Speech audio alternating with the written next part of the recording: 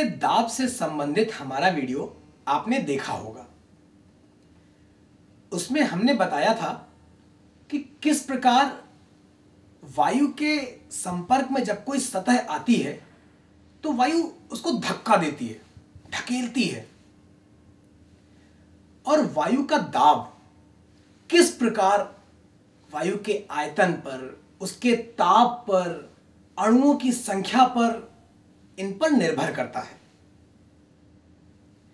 आज यहां पर हम द्रव के दाब की चर्चा करेंगे और देखेंगे कि क्या द्रव भी अपने संपर्क में आई हुई सतह को धक्का देता है, उस पर बल लगाता है। इस बात को समझाने के लिए हम एक यंत्र का प्रयोग करने जा रहे हैं और उस यंत्र को आप भी बड़ी ही आसानी से बना सकते हैं। यहां पर हमने प्लास्टिक की एक छोटी सी डिबिया ले रखी है और इस डिबिया के अंदर रंगीन पानी को भरा हुआ है। पानी को रंगीन हमने इसलिए किया हुआ है ताकि आपको इस नली में पानी का तल आसानी से दिखाई दे, और इस डिबिया में छेद करके ये नली घुसा दी है। इस डिबिया के ऊपरी सिरे को हमने एक रबड़ के टुकड़े की सहायता से खींच करके बंद किया हुआ है। ये रबड़ का टुकड़ा हमने गुब्बारे में से ले रखा है और खींच करके बंद करने के लिए गेटिस का प्रयोग किया हुआ है। चलिए अब इस यंत्र के प्रयोग से हम द्रव के दाब के बारे में सीखेंगे। हम अपनी उंगली की सहायता से इसकी ऊपरी सतह पर एक बल लगाएंगे नीचे की ओर, यानी धक्का देंगे, और आप इस नली में द्रव के तल को देखिएगा। क्या हो रहा है? हम अपनी उंगली द्वारा इस सतह पर बल बढ़ाते जा रहे हैं और नली में द्रव का तल ऊपर बढ़ता चला जा रहा है। अब हम अपनी उंगली द्वारा बल को कम करते जा रहे हैं, यानी उंगली को धीरे धीरे ऊपर उठाते जा रहे हैं और नली में द्रव का तल नीचे आता जा रहा है। देखिए, एक बार फिर से करते हैं। बल लगा रहे हैं और बल हटा लिया। अब हम चर्चा करते हैं कि इस डिब्बी में जब हमने ऊपरी तल पर बल लगाया, अपनी उंगली से नीचे की ओर धक्का दिया, तो नली में द्रव का तल ऊपर क्यों चला गया? देखिए, इस डिब्बे के अंदर रंगीन द्रव है, यानी पानी है, और ऊपर थोड़ी सी हवा है। तो वो हवा कुछ आयतन में होगी। जैसे ही हमने उंगली से इसकी ऊपरी सतह पर बल लगाया, धक्का दिया, ये सतह दबी, और जब ऊपरी सतह दबी तो उसके नीचे क्या है? हवा। वो हवा जितने आयतन में है, अब वो हवा कम आयतन में हो गई। क्यों? क्योंकि ऊपर की झिल्ली, ऊपर की सतह दब गई है, तो अंदर की हवा अब कम आयतन में हो गई। और हवा का आयतन कम होगा तो क्या होगा? हवा का दाब बढ़ जाएगा। तो इस डिब्बी के अंदर हवा का दाब बढ़ गया। अब उस दाब से नली में द्रव का तल क्यों ऊपर बढ़ा? हवा ने अपने संपर्क में नीचे की जो सतह थी जल वाली, द्रव वाली, उस पर धक्का दिया और वो जल, वो द्रव इस नली में से होकर ऊपर चला गया नली में, और द्रव का तल ऊपर हो गया। चलिए अब हम इस डिबिया को ऐसे रख देते हैं और फिर से इस झिल्ली को दबाते हैं, अंदर की ओर धक्का दे रहे हैं, और आप देखिए नली में द्रव का तल ऊपर जा रहा है। बल हटा लिया तो नली में द्रव का तल नीचे आने लगा। हम डिब्बे की स्थिति को फिर से बदल देते हैं, उधर कर दिया, और अब दबाते हैं, अंदर की ओर धक्का देते हैं, फिर से नली में द्रव का तल ऊपर जा रहा है, बल हटा रहे हैं, नली में द्रव का तल नीचे आ गया। चलिए अब डिब्बे को पलट देते हैं, ऐसे कर दिया, और नीचे से इसको ऊपर की ओर दबाते हैं, बल लगाते हैं। फिर देखिए नली में द्रव का तल ऊपर जा रहा है, यानी कि हम झिल्ली को किसी भी दिशा से दबाएं, चाहे ऐसे ऐसे ऐसे या उल्टा करके, हर स्थिति में जब भी इसकी ऊपरी सतह ये झिल्ली दबती है तो नली में द्रव का तल ऊपर जाने लगता है। अब हम इस डिबिया की झिल्ली को नहीं दबाएंगे और इस डिबिया को इस स्थिति से ऊपर ले चल रहे हैं। आप नली में द्रव के तल को देखिएगा, क्या हो रहा है, नली में द्रव का तल भी ऊपर बढ़ रहा है। चलिए डिबिया की ऊपरी झिल्ली को फिर से एक बार दबाते हैं, देखते हैं क्या होता है। जैसे ही हमने डिबिया की झिल्ली को दबाया, नली में द्रव का तल ऊपर जाने लगा, बल हटा लिया, तल नीचे आ गया, और डिबिया को फिर से अपनी स्थिति में ले आते हैं। अब डिबिया को इस स्थिति से नीचे ले जाते हैं और आप नली में द्रव के तल को देखिएगा, द्रव का तल अपने आप नीचे जा रहा है, देखिए। तो बिना झिल्ली को दबाए ये द्रव का तल नली में ऊपर नीचे क्यों हो रहा है, इसका कारण आपको पूरा वीडियो देखने के बाद मालूम पड़ जाएगा। लेकिन एक बात तो बिल्कुल समझ में आ रही है कि जब जब हम इस झिल्ली को दबाते हैं, इस पर बल लगाते हैं, नली में द्रव का तल ऊपर बढ़ने लगता है, और जैसे ही हम बल हटा लेते हैं, नली में द्रव का तल नीचे आ जाता है। अब हमने इस छोटी सी डिबिया को इस बड़े से डिब्बे के अंदर डबल टेप की सहायता से चिपकाया हुआ है। चलिए अब हम इस डिब्बे में पानी भरते हैं।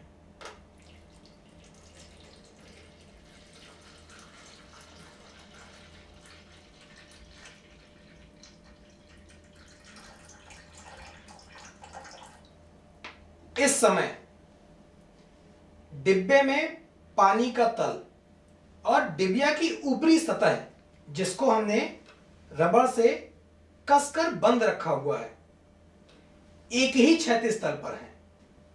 अब आप फिर से नली में द्रव के तल को देखिएगा, हम और पानी डालने जा रहे हैं।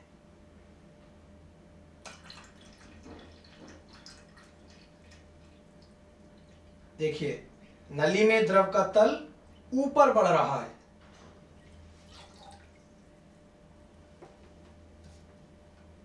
ये डिबिया पानी में डूब गई। पानी की ऊपरी सतह देखिए और डिबिया की ऊपरी सतह देखिए, है ना कुछ गहराई में। चलिए और पानी डालते हैं। आप फिर से नली में द्रव के तल को देखिएगा, नली में द्रव का तल और ऊपर बढ़ रहा है।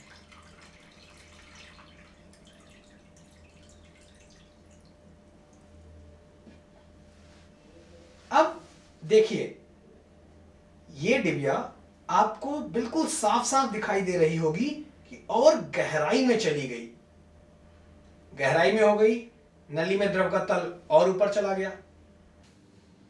तो इस बार तो हमने कोई बल नहीं लगाया,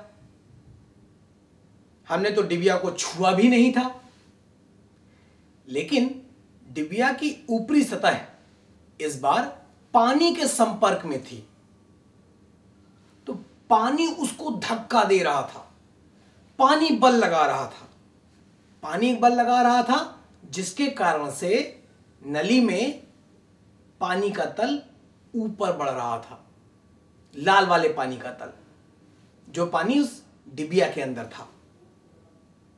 यानी कि द्रव पानी, ये भी बल लगाते हैं।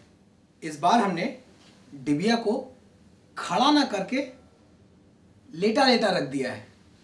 अब हम फिर से इस बड़े वाले डिब्बे में पानी भरेंगे और आप नली में पानी के तल को देखिएगा।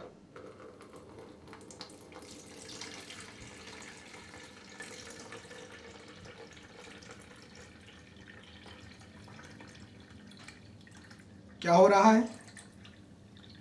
नली में पानी का तल फिर से ऊपर की ओर गया।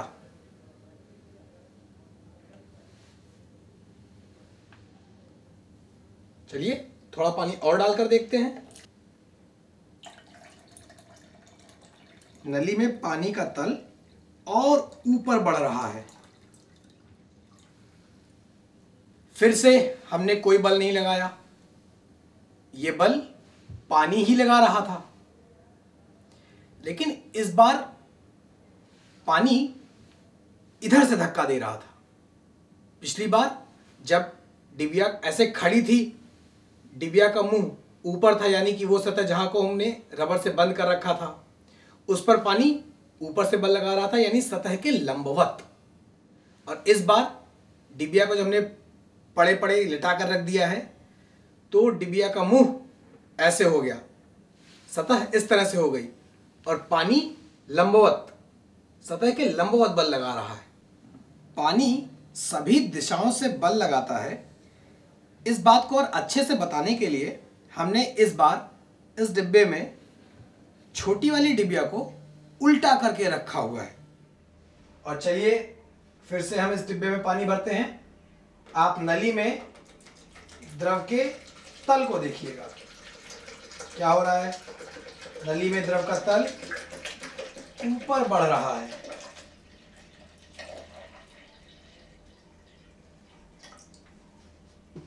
और पानी भरें तो क्या होगा? डिबिया और गहराई में हो जाएगी। नली में द्रव का तल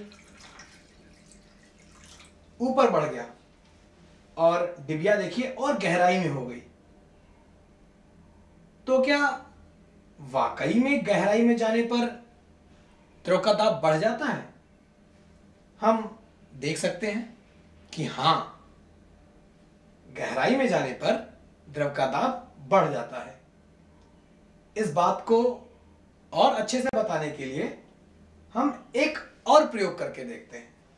इस समय इस डिब्बे में पानी का तल और इस डिब्बे को हमने उल्टा कर दिया है, तो वो सतह जो रबर की है, दोनों बिल्कुल आपस में छू रहे हैं। अब हम इस डिब्बे को धीरे धीरे पानी के अंदर ले जाना शुरू करेंगे और आप नली में द्रव के तल को देखिएगा।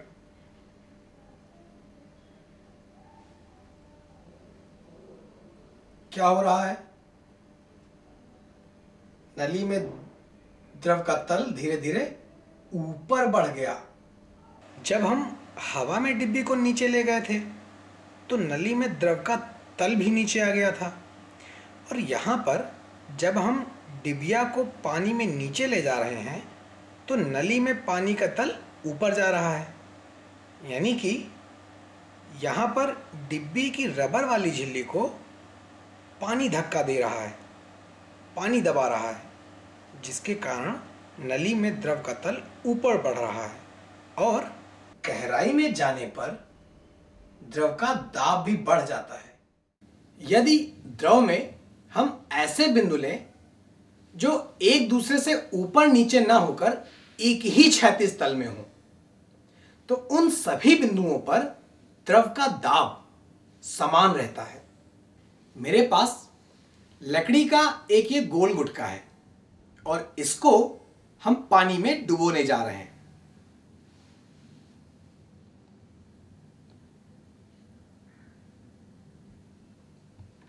देखिए, इसको हम बिल्कुल नीचे ले जा रहे हैं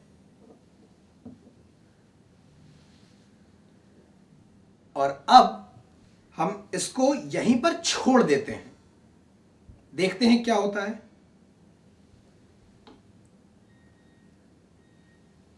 ये क्या हुआ? ये गुटका तो अपने आप ऊपर आ गया, हमने तो इसे खींचा भी नहीं था। नीचे ले गए थे, डुबोया था और नीचे ले जाकर के छोड़ दिया था।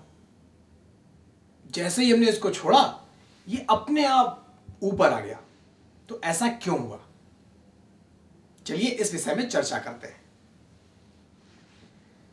लकड़ी का ये गुटका, इसकी ये गोली सतह, द्रव इस गोली सतह पर हर तरफ से लंबवत बल लगा रहा था। हमने पहले भी बताया था कि द्रव अपने संपर्क में आई हुई सतह के लंबवत बल लगाता है। इस पर भी ऐसा हो रहा था, इधर से इधर से इधर से इधर से सब तरफ से द्रव बल लगा रहा था और उनका परिणामी शून्य था। द्रव इस गुटके पर नीचे से भी बल लगा रहा था, ऊपर से भी बल लगा रहा था।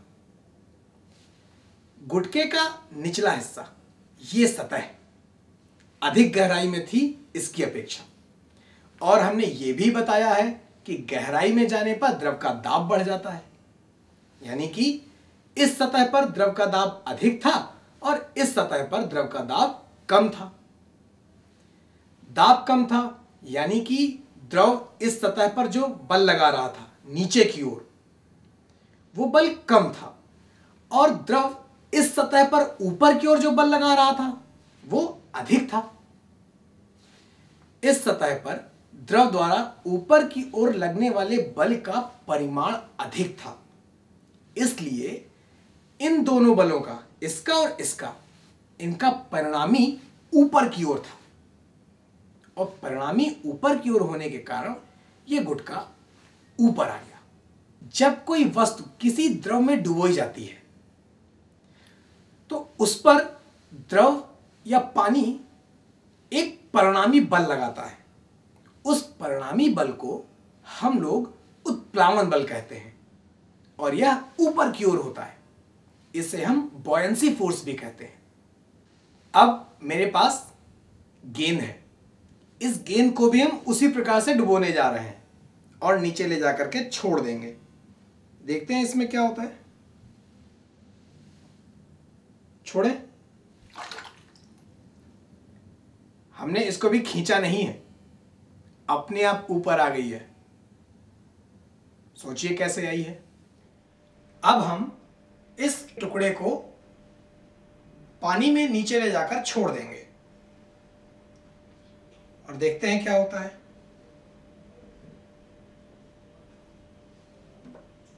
छोड़े, ये भी ऊपर आ गया। देखिए इस समय पानी में है और इसकी विभिन्न सतहों पर पानी लंबवत बल लगा रहा है। इस सतह पर इसके लंबवत होगा, इस पर भी लंबवत बल होगा, ये जो सतह है इस पर भी लंबवत बल लगा रहा है। लेकिन इन सभी बलों का परिणामी यानी कि उत्प्लावन बल ऊपर की ही ओर है, इसी कारण ये ऊपर आ गया। अब मेरे पास एक और वस्तु है और इसको हम उसी तरह से पानी में डुबोने जा रहे हैं, नीचे ले जाकर के छोड़ देंगे। देखते हैं क्या होता है।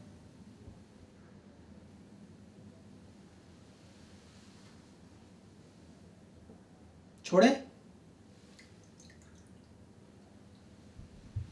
ये क्या हुआ? ये तो ऊपर नहीं आई, तो इस पर उत्प्लावन बल नहीं लग रहा है क्या? उत्प्लावन बल अभी भी लग रहा है ऊपर की ओर, लेकिन इस वस्तु पर एक बल और लग रहा है। वो कौन सा है? धरती द्वारा इस पर लगाया गया बल, यानी कि इसका भार। भार प्रत्येक वस्तु का होता है, लेकिन यदि ये भार उत्प्लावन बल से अधिक हो जाए तो वस्तु ऊपर नहीं आती है। ये वस्तु इसीलिए ऊपर नहीं आ रही है। इस लकड़ी के टुकड़े का भी भार है और धरती इसको भी नीचे की ओर खींच रही है, इस पर भी उत्प्लावन बल ऊपर की ओर लग रहा था, लेकिन इस टुकड़े पर उत्प्लावन बल धरती द्वारा लगाए गए बल की अपेक्षा अधिक था, जिसके कारण यह लकड़ी का टुकड़ा ऊपर आ गया। चलिए अब आप बताइएगा कि इसका उत्प्लावन बल अधिक है या भार अधिक है।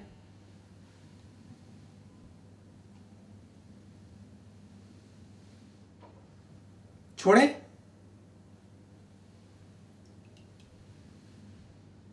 ये ऊपर नहीं आया, तो बताइए इस वस्तु का भार अधिक है या इस वस्तु पर ऊपर की ओर लगने वाला उत्प्लावन बल कौन अधिक है? इस वस्तु का भार अधिक है, इसीलिए यह वस्तु ऊपर नहीं आई। अभी हमने विभिन्न प्रकार की वस्तुओं को पानी में डुबोया और यह पाया कि जिन वस्तुओं पर उत्प्लावन बल अधिक था वो वस्तुएं ऊपर आ गई थी, और जिन वस्तुओं का भार उत्प्लावन बल से अधिक था वे वस्तुएं तली में नीचे बैठ गई थी। यदि हम इसको ऐसे रखें तो क्या हम कह सकते हैं कि ये हवा में डूबा हुआ है? हां, इसके चारों ओर हवा है। और यदि हम आपसे पूछें कि क्या हवा भी इस पर उत्प्लावन बल लगा रही है, तो जवाब होगा हां। ऊपर से नीचे की ओर धक्का दे रही है हवा, और नीचे से ऊपर की ओर धक्का दे रही है। ऊपर से नीचे की ओर और नीचे से ऊपर की ओर, इन दोनों बलों में कुछ अंतर होगा और उनका परिणामी ही हवा द्वारा लगाया गया उत्प्लावन बल कहलाएगा। लेकिन इस इतनी सी ऊंचाई के लिए हम लोग उस अंतर को निग्लिजिबल मानते हैं, बहुत ही कम। किंतु हवा का दाब बहुत ऊंचाई पर जाने पर, जैसे अभी हम इस वक्त यहां पर गणना करें हवा के दाब की और फिर पहाड़ पर जाकर करें, तो हवा के दाब में हमको अंतर मालूम पड़ेगा। और अब यदि हम इसको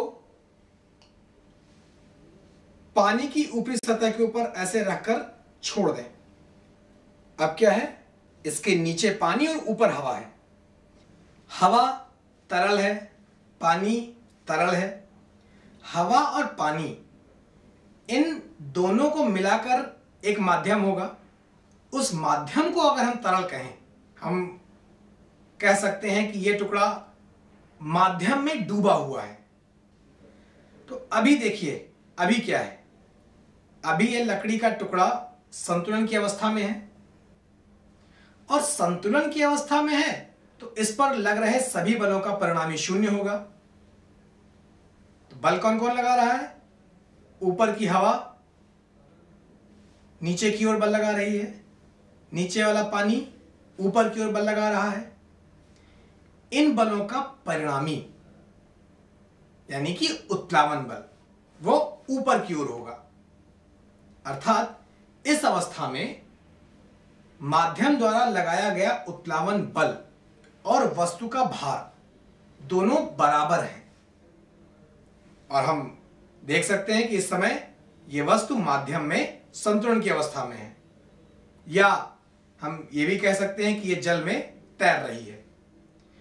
तो जल में तैरती हुई कोई भी वस्तु हो, प्रत्येक वस्तु के साथ ऐसा ही होता है, इसके साथ भी यही हो रहा है कि माध्यम द्वारा इस पर लगाया गया उत्प्लावन बल ऊपर की ओर और इसका भार नीचे की ओर, दोनों आपस में बराबर हैं, इसीलिए ये संतुलन की अवस्था में है, माध्यम यानी हवा और पानी। क्या हम उत्प्लावन बल का मान निकाल सकते हैं कि वस्तु पर कितना उत्प्लावन बल लग रहा होगा?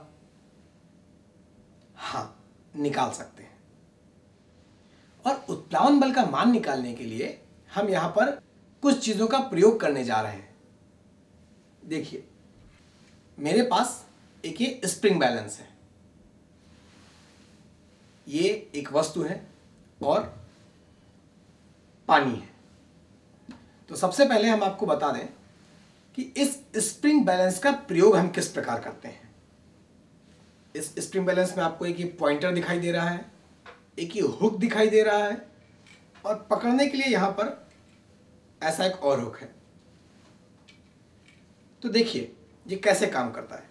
जब हम किसी वस्तु को इस हुक पर लटकाते हैं तो ये पॉइंटर धीरे धीरे नीचे आने लगता है, और देखिए आपको दिखाई दे रहा है 100, 200, 300, 400, 500, ये ग्राम में है।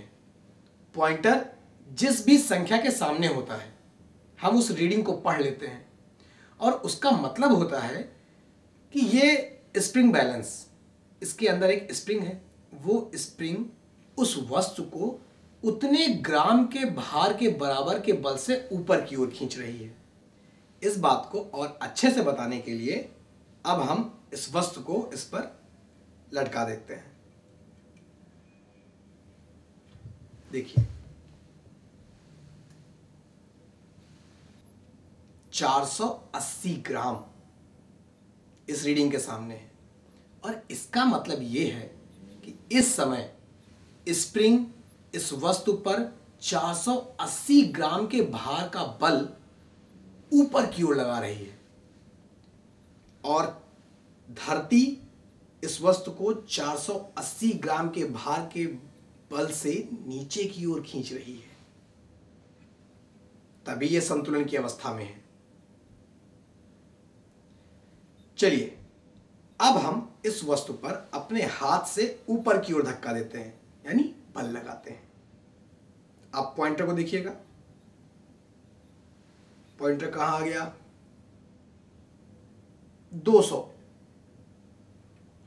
इस समय स्प्रिंग द्वारा इस वस्तु पर लगाया गया बल है 200 ग्राम के भार के बराबर।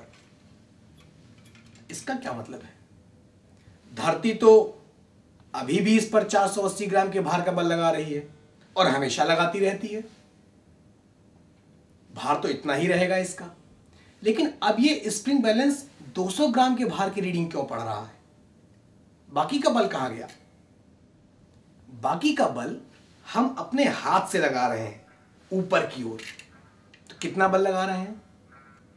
480 ग्राम के भार का बल धरती नीचे की ओर, स्प्रिंग द्वारा इस वस्तु पर 200 ग्राम के भार का बल ऊपर की ओर, तो हाथ द्वारा ऊपर की ओर लगाया गया बल 280 ग्राम के भार के बराबर। चलिए अब इस वस्तु को हम पानी में डुबोते हैं।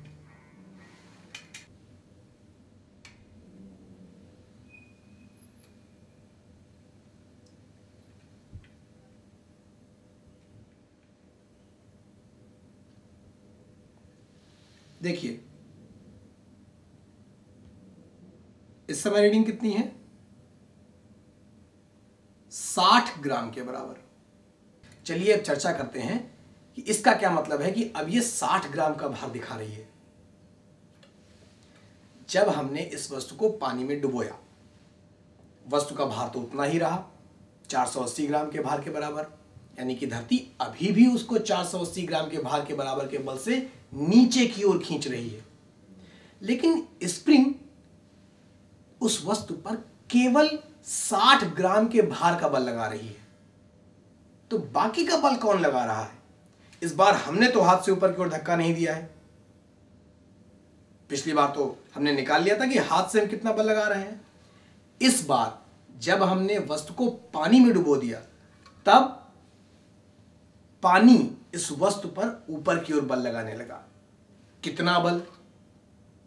480 माइनस 60, यानी 420 ग्राम के भार के बराबर का बल।